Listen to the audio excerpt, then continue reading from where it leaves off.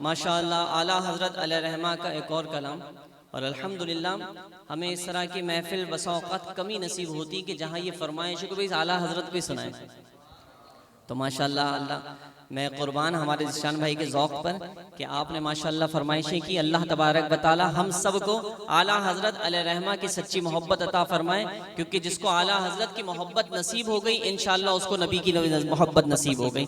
تو اعلیٰ حضرت علیہ رحمہ کا ایک اور بہت خوبصورت کلام کہ حضور صلی اللہ علیہ وسلم کے پاس ایک صحابی رسول آئے اور وہ آ کر عرض کرنے لگے کہ یا رسول اللہ صلی اللہ علیہ وسلم، میری بیٹی کی شادی ہے اور سارے سامان کا تقریباً انتظام ہو گیا ہے، لیکن صرف خوشبو رہ گئی ہے.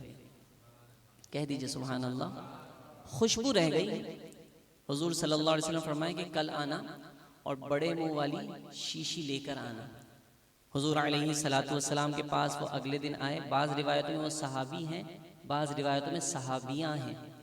وہ اگلے دن تشریف لے کر آئے تو اب اللہ کے نبی علیہ السلام کو کثرت سے پسینہ مبارک آیا کرتا تھا.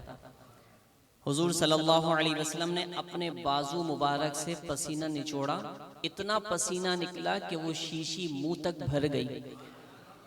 فرمائے کہ جاؤ لے جاؤ اور یہ بطور تحفہ اپنی صاحبزادی کو دے دینا. فرماتے ہیں کہ جب میں نے اپنی صاحبزادی کو وہ شیشی دی جو پسینے مبارک کی تھی. بھئی سوال یہ ہے کہ پسینے سے تو ہمارے اور آپ کا پسینہ ہو تو اسمیل آتی ہے، بدبو آتی ہے. ہمارے سے پسینہ آئے تو اگر جب تک عطر کا استعمال نہ ہو تو کوئی قریب بیٹھنے کے لیے تیار نہیں ہوتا. یہ ہماری کیفیت ہے. لیکن نبی کریم صلی اللہ علیہ وسلم کے پسینے مبارک میں بطور عطر حضور نے پیش کیا اور فرمایا کہ جاؤ دے دو. جب ان کی صاحبزادی نے وہ عطر لگانا شروع کیا تو گھر ایسا معطر ہو گیا کہ پورے علاقے میں وہ گھر خوشبو والا گھر سے مشہور ہو گیا تھا. حضرت حلیمہ سعدیہ رضی اللہ تعالی عنہ جب حضور صلی اللہ علیہ وسلم کو بچپن میں دودھ پلانے کے لیے لے کر جانے لگی تو اب جس اونٹنی پر حضور کو لے کر بیٹھی وہ اونٹنی جہاں سے گزر رہی تھی سارا راستہ معطر و معمبر ہو رہا تھا. آپ کی سہیلیوں نے پوچھا کہ حلیمہ کون سا عطر لگایا ہے؟ کہا کہ نہیں میں نے تو کوئی عطر نہیں لگایا. کہا یہ خوشبو کہاں سے آ رہی ہے؟ کہا کہ خوشبو میرے پاس سے نہیں آ رہی، یہ جو بچہ ہے اس کے جسم سے خوشبوؤں کی لپیٹیں آ رہی ہیں. حضرت عتبہ رضی اللہ تعالی عنہ ان کے جسم سے خوشبو آتی تھی. نبی کریم صلی اللہ علیہ وسلم کے صحابی تھے. آپ کی زوجہ ام عاصمہ نے پوچھا کہ اے عتبہ تم کون سا مہنگا عطر لگاتے ہو کہ تمہارے جسم سے اتنی خوشبو آتی ہے؟ کہتے نہیں میں تو کوئی مہنگا عطر نہیں لگاتا، میں تو سادہ تیل لگاتا ہوں. پوچھا کہ پھر اتنی خوشبو کہاں سے آتی ہے تمہارے پاس سے؟ تم کو پتا ہے کہ جس محفل میں چلے جاؤ اور تمہاری خوشبو سے وہ محفل معطر ہو جاتی ہے، ایسا کون سا عطر لگاتے ہو؟ کہا کہ نہیں، بات اصل میں یہ ہے کہ ایک مرتبہ میرے جسم میں دانے پھنسے پھوڑے نکل آئے تھے اور درد شدید تھا. اسی درد کے عالم میں حضور علیہ السلام کی خدمت میں حاضر ہو گیا. نبی کریم صلی اللہ علیہ وسلم کے پاس گیا، حضور سے عرض کرنے لگا کہ یا رسول اللہ صلی اللہ علیہ وسلم درد بہت شدید ہے، تکلیف بہت زیادہ ہے، کرم فرمائیے. حضور صلی اللہ علیہ وسلم نے فرمایا کہ عتبہ لیٹ جاؤ. کہتے ہیں میں نے قمیض اتاری، سطر ڈھانپا اور لیٹ گیا. اللہ کے نبی صلی اللہ علیہ وسلم نے میرے جسم پر اپنا لعاب دہن لگانا شروع کیا. کہتے ہیں حضور نے لعاب دہن لگانا شروع کیا، درد بھی جاتا رہا، زخم بھی جاتا رہا، نشان بھی جاتا رہا. وہ دن ہے، آج کا دن ہے، میرے جسم سے خوشبوئیں آ رہی ہیں. حضرت سمرہ رضی اللہ تعالی عنہ دوپہر کے وقت حضور علیہ السلام ان کے گھر قیلولہ کے لیے آرام کے لیے تشریف لایا کرتے تھے اور حضور کے آنے سے پہلے یہ حضور کے بستر کا انتظام کر دیا کرتی تھی. کبھی حضور کو انتظار نہیں کرنا پڑا. حضرت سمرہ رضی اللہ تعالی عنہ سے پوچھا کہ تم کو پتہ کیسے چل جاتا ہے، پہلے سے انتظام کیسے کر دیتی ہو؟ تو کہنے لگی کہ حضور صلی اللہ علیہ وسلم جب گلی کے کونے میں آتے ہیں نا تو مجھے حضور کی خوشبو آنے لگتی ہے. تو حضور کی خوشبو سے میں سمجھ جاتی ہوں تو حضور تشریف لا رہے ہیں، بستر کا انتظام کر دیتی ہوں. تو نبی جہاں سے گزرتے وہ راستے معطر و معمبر ہو جاتے. اعلیٰ حضرت علیہ رحمہ حضور کا اتنا عظیم معجزہ پڑھیں، سنیں، دیکھیں اور پھر اس کے باوجود اعلیٰ حضرت کا کلام حرکت میں نہ آئے، ایسا کیسے ہو سکتا ہے؟ بریلی کے تاجدار نے حضور کی اس شان کو اپنے شعر میں لکھا بلکہ پورا کلام لکھ دیا اور فرمایا ان کی مہک نے دل کے غنچے کھلا دیے ہیں، ان کی مہک نے دل کے غنچے کھلا دیے ہیں، جس راہ چل دیے ہیں میرے آقا، جس راہ چل دیے ہیں، کوچے بسا دیے ہیں، ان کی مہک نے دل کے غنچے دیے ہیں، بولو ان کی مہک نے دل کے دیے ہیں۔ آزار کہتے ہیں تکلیف کو، آزار کسے کہتے ہیں؟ تکلیف کو کہتے ہیں۔ یا رسول اللہ صلی اللہ علیہ وسلم، ایک ہمارے دل کا مرض کیا ہے، اس کی تکلیف کیا ہے، اس کی تکلیف کی حیثیت بھی کیا ہے؟ آپ کی شان تو یہ ہے کہ آپ نے مردوں کو زندگی عطا فرما دی ہے۔ کون مردے؟ قرآن فرماتا ہے صم بکم عمی فہم لا یرجعون، فرمایا کہ یہ جو کفار و مشرکین ہیں نا، اگرچہ ان کے پاس کان بھی ہیں سننے کے لیے، ان کے پاس زبان بھی ہے بولنے کے لیے، ان کے پاس آنکھیں بھی ہیں دیکھنے کے لیے، اس کے باوجود قرآن نے فرمایا یہ اندھے ہیں، گونگے ہیں، بہرے ہیں۔ کیا وجہ ہے؟ فرمایا کہ آنکھ والا وہ ہے کہ جس نے حق کو دیکھا اور حق کو قبول کیا، آنکھ والا وہ ہے کہ جس کو حق بولنے کی صلاحیت، زبان والا وہ ہے جس کو حق بولنے کی صلاحیت عطا کی گئی، حقیقت میں کان والا وہ ہے جس کو حق سننے کی توفیق عطا کر دی گئی، اور جو حق دیکھ کر بھی حق کو قبول نہ کرے، حق سمجھ کر بھی حق بات کہنے کی توفیق نہ کرے، اور حق کو سن کر بھی حق کو قبول نہ کرے، تو وہ آنکھ ہونے کے باوجود بھی اندھا ہے، کان ہونے کے باوجود بھی بہرا ہے، زبان ہونے کے باوجود بھی گونگا ہے۔ تو یہ مردے اسی طرح وہ لوگ جن کو زندگی عطا کی گئی، اگر یہ زندگی ایمان سے لبریز نہیں ہے تو پھر یہ زندگی نہیں ہے، بلکہ یہ چلتا پھرتا مردہ ہے۔ اعلیٰ حضرت فرماتے ہیں کہ حضور علیہ السلام نے اس طرح کے مردوں کو، جو چلتے پھرتے مردے تھے، ان کو حضور علیہ السلام نے اپنی نظر کرم سے ایمان کی دولت عطا فرمائی اور ایمانی نئی زندگی عطا فرمائی۔ کہتے ہیں آپ کے لیے کون سا مشکل ہے ہمارے دل کے مرض کو دور کرنا؟ آپ کی شان تو یہ ہے کہ چلتے پھرتے آپ جو ہیں مردوں کو زندگی عطا فرما دیتے ہیں۔ تو اس نظریے کو اعلیٰ حضرت نے اپنے انداز بیان کیا، کہتے ہیں ایک دل ہمارا کیا ہے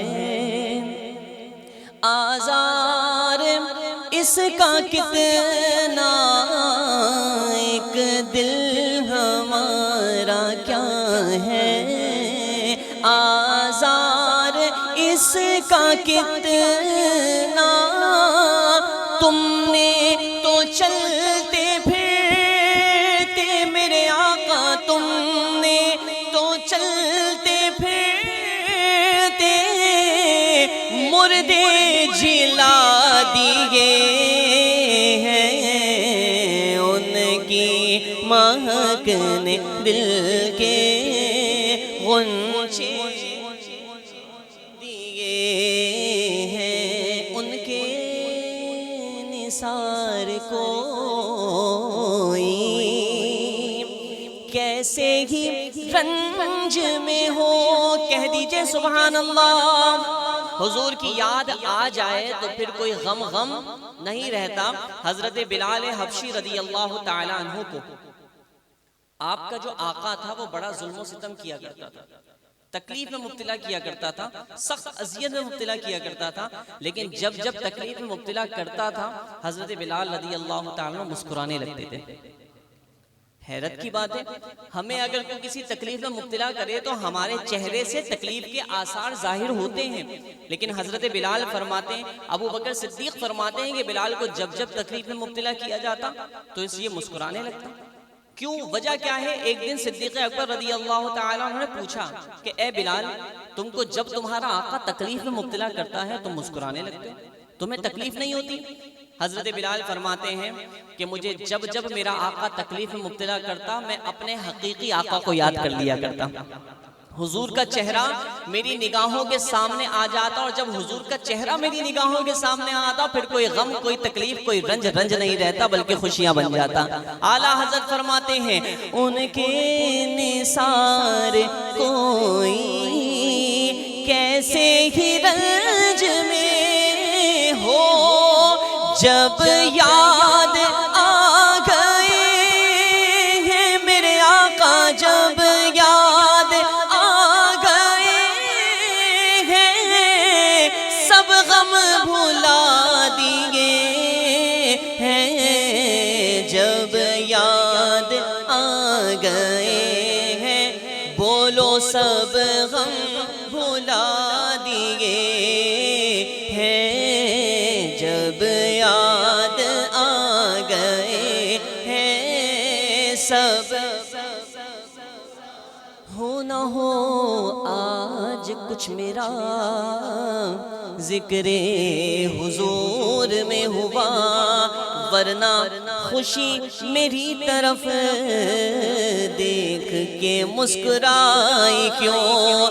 دل بھیگے شاد شاد، طبیعت ہے پربہار، لگتا ہے آج میری مدینے خبر گئی، ان کے نثار کوئی کیسے ہی رنج میں ہو، جب یاد آ گئے ہیں میرے آقا، جب یاد آ گئے ہیں سب غم بھلا دیے ہیں، ان کی مہک نے دل کے غنچے دیے ہیں۔ واہ کیا شان ہے میرے آقا کی، کوئی قطرہ مانگے تو اسے دریا دے دے، کہہ دیجئے سبحان اللہ۔ حضور صلی اللہ علیہ وسلم ایسے کریم فرمایا انما انا قاسم واللہ یعطی، میرا رب مجھے عطا کرتا ہے اور میں لوگوں میں تقسیم کرتا ہوں۔ اور کیسے کریم؟ اعلیٰ حضرت فرماتے ہیں کہ منگتا کا ہاتھ اٹھتے ہی داتا کی دین تھی، دوری قبول و عرض میں بس ہاتھ بھر کی ہے، اور کبھی ایسا نہ ہوا ان کے کرم کے صدقے ہاتھ کے پھیلنے سے پہلے ہی نہ بھیک آئی ہو۔ اللہ کے نبی صلی اللہ علیہ وسلم کی بارگاہ میں کہا، اعلیٰ حضرت نے فرمایا مانگیں گے مانگیں گے مانگے جائیں گے، منہ مانگی پائیں گے، سرکار میں نہ لا ہے نہ حاجت اگر کی ہے۔ سمجھے اس بات کو؟ کہا کہ نہ حضور یہ فرماتے لا، علماء فرماتے ہیں کہ حضور کے پاس سب کچھ ہے سوائے ایک کے، وہ کیا ہے؟ لا۔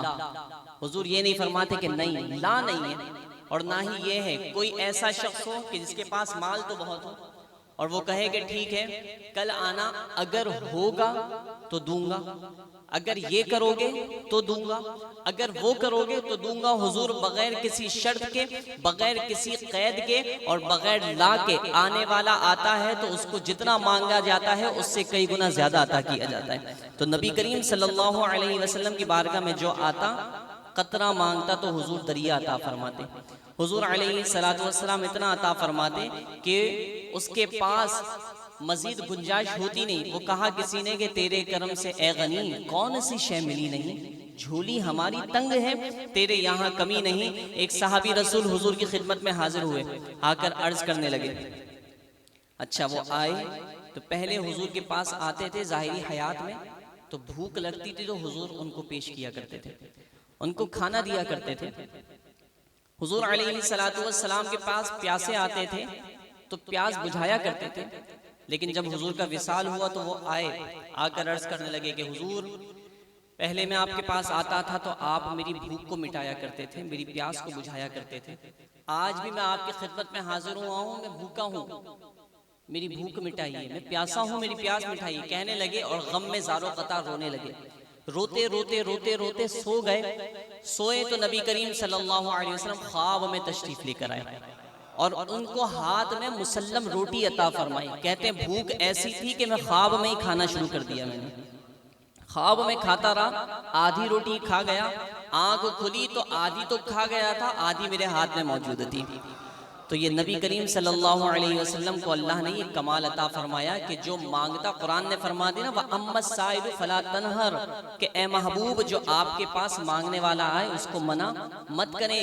یہ صرف زندگی سے ہی تعلق نہیں رکھتی بلکہ حضور علیہ السلام ظاہری زندگی چھوڑنے کے بعد, پردہ فرمانے کے بعد بھی آج بھی اگر کوئی مانگتا ہے تو اسے عطا کیا جاتا ہے. اور پھر حضرت ابو ہریرہ رضی اللہ تعالیٰ عنہ, یہ تو وہ صحابی ہیں جو حضور کے پاس رہتے تھے, حضور علیہ السلام کے پاس رہتے. اور کیسے آئے حضور کے پاس؟ کہتے ہیں کہ ایک مرتبہ میں حضور کی خدمت میں آیا تو رو رہا تھا زارو قطع. اللہ کے نبی صلی اللہ علیہ وسلم نے پوچھا کہ ابو ہریرہ کیوں رو رہے ہو؟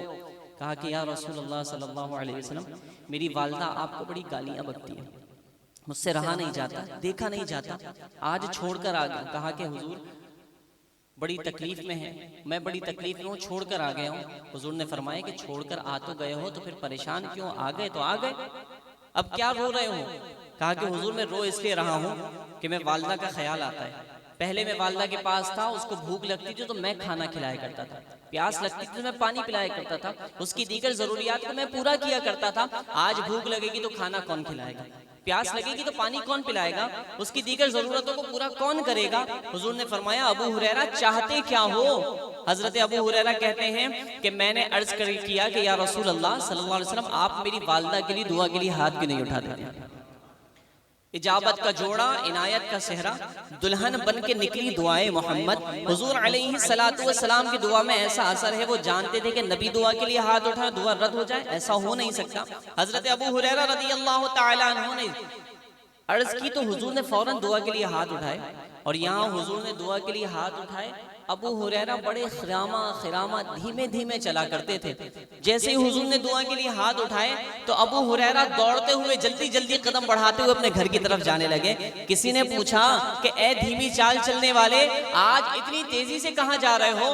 ابو ہریرہ کہنے لگے مجھے روکو مت, مجھے دیکھنے دو, میں دیکھنا چاہتا ہوں کہ ابو ہریرہ پہلے گھر پہنچتا ہے یا مصطفیٰ کی دعا پہلے گھر پہنچتی ہے. حضور صلی اللہ علیہ وسلم کے صحابی جب گھر پہنچے تو دروازہ کھٹکھٹایا, والدہ کے غسل کرنے کی آواز آ رہی تھی. فرمایا ابو ہریرہ آتی ہوں.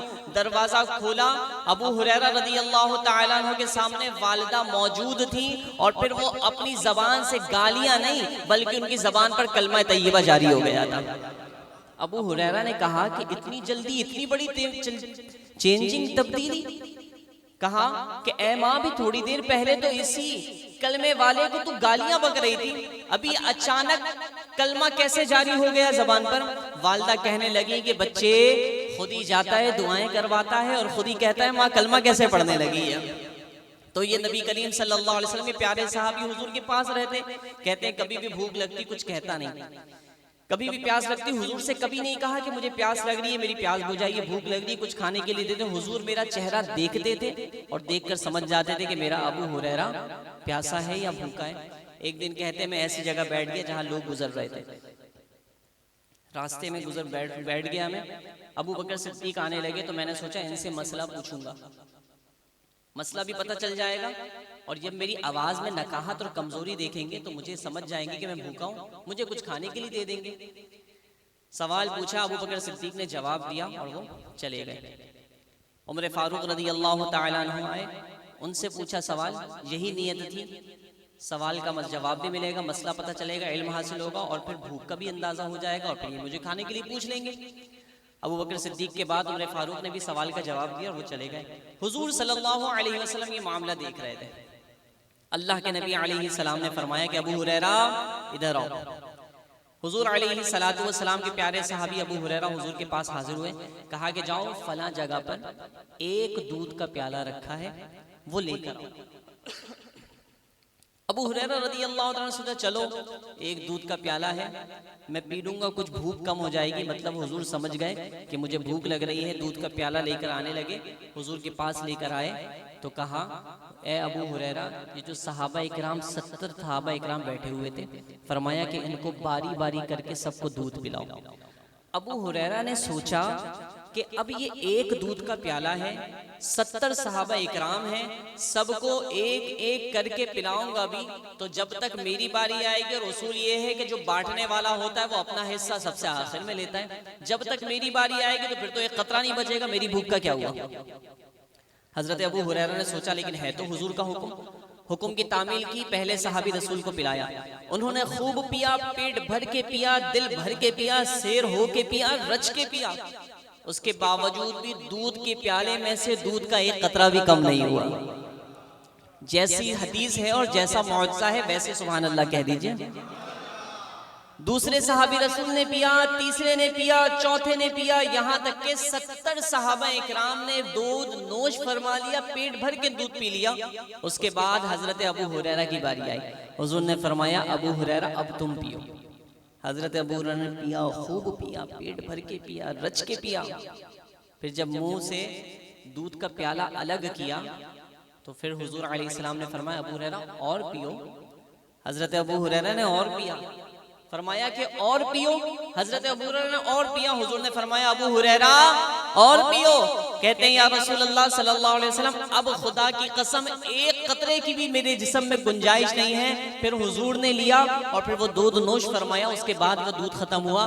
اعلیٰ حضرت فرماتے ہیں کیوں جناب ابو ہریرہ تھا وہ کیسا جامع شیر، کیوں جناب ابو ہریرہ تھا وہ کیسا جامع شیر جن سے 70 صاحبوں کا دودھ سے منہ پھر گیا، اور پھر کہا کسی نے کہ اوج پانا میرے حضور کا ہے، دل ٹھکانا میرے حضور کا ہے، اور جامع شیر ایک، سیر 70 ہیں، جامع شیر ایک، سیر 70 ہیں، ارے کیا پلانا میرے حضور کا ہے۔ تو یہ نبی کریم صلی اللہ علیہ وسلم کو شان عطا فرمائی، آنے والا آتا ہے قطرہ مانگتا ہے تو نبی علیہ السلام اس کو دریا عطا فرماتے ہیں۔ اعلیٰ حضرت علیہ رحمہ نے حضور کے اس کریمانہ معجزے کو دیکھا تو آپ نے کہا میرے کریم سے گر قطرہ کسی نے مانگا تو دریا بہا دیے ہیں، دریا بہا دیے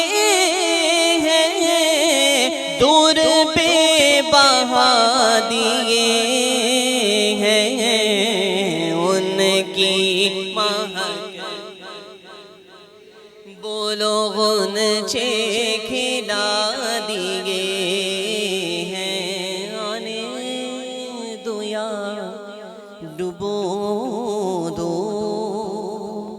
اب تو تمہاری جانب۔ حضور صلی اللہ علیہ وسلم پر اعلیٰ حضرت علیہ رحمہ کو ایسا اعتماد اور بھروسہ تھا کہ وہ جانتے تھے ہم نے کشتی حضور کے نام کر دی ہے، حضور کے حوالے کر دی ہے، اب اگر حضور اس کو تیرائیں تو اس میں بھی ہمارے لیے فائدہ، اور اگر حضور اس کو ڈبو دیں تو اس میں بھی ہمارے لیے فائدہ۔ یہ یقین کامل تھا نبی کریم صلی اللہ علیہ وسلم کی ذات پر، یہی کامل نظریہ صحابہ اکرام کو بھی تھا۔ جب غزوہ بدر میں حضور نے پوچھا کہ اے صحابہ مجھے مشورہ دو، مجھے مشورہ دو کہ وہاں کفار و مشرکین تعداد 1000 ہے اور یہاں مسلمان بے سر و سامان ہیں اور ان کی تعداد بھی فقط 313 ہے، بتاؤ یہاں کفار و مشرکین پیٹ بھرے ہوئے ہیں اور ادھر مسلمانوں کی حالت یہ کہ فاقہ کشی کا عالم ہے، وہاں ان کے پاس اسلحہ بھی بہترین قسم کا ہے اور یہاں مسلمانوں کی تلوار بھی زنگ آلود ہے، صحابہ مجھے مشورہ دو کہ کیا کیا جائے۔ حضور علیہ السلام کے پیارے صحابہ نے عرض کیا کہ حضور ہم وہ نہیں ہیں جو حضرت موسیٰ علیہ السلام کی قوم نے ان سے کہا کہ جائیے آپ جائیں اور آپ کا رب جائے وہ لڑے، ہم تو یہاں بیٹھے ہیں۔ فرمایا حضور آپ ہمیں حکم فرمائیں، اگر آپ ہمیں سمندر میں غوطہ لگانے پر اور اپنی جان قربان کرنے کے لیے کہیں گے تو ہم اپنی جانوں کو قربان کر دیں گے۔ تو فرمایا ہماری جان آپ کے حوالے ہے، آپ چاہیں تو ہماری جان کو پاڑ لگائیں، چاہے ہمیں ڈبو دیں، ہم کوئی اعتراض نہیں کریں گے، بلکہ ہماری جان آپ کے صدقے ملی ہے اور آپ ہی پر قربان ہو جائے تو یہ سودا کوئی مہنگا نہیں ہے۔ اعلیٰ حضرت علیہ رحمہ نے اسی لیے فرمایا آنے دو یا ڈبو دو اب تو تمہاری جانب آقا کشتی تمہیں پہ چھوڑی، کشتی تمہیں پہ چھوڑی، لنگر اٹھا دیے ہیں، ان کی مہک نے دل کے بولو غنچے کھلا دیے ہیں، ان کی مہک نے دل کے غنچے کھلا دیے ہیں۔ ملک سخن کی شاہی تم کو رضا مسلم، بادشاہت کی حکومت، بولنے کی بادشاہت، سخن کلام کرنے کا انداز، یہ مہارت اللہ تبارک و تعالی نے رضا تم کو عطا فرمائی ہے۔ تم کو عطا فرمائے کہ تم نے جس عنوان پر قلم اٹھایا ہے سب کو پیچھے چھوڑ دیا، مہارت کے دریا کے، فصاحتوں کے، دلیلوں کے، حدیثوں کے انبار لگا دیے۔ یہ کمال رضا کے علاوہ کسی اور کو اللہ نے عطا نہیں فرمایا۔ کہتے ہیں کہ ملک سخن کی شاہی تم کو رضا مسلم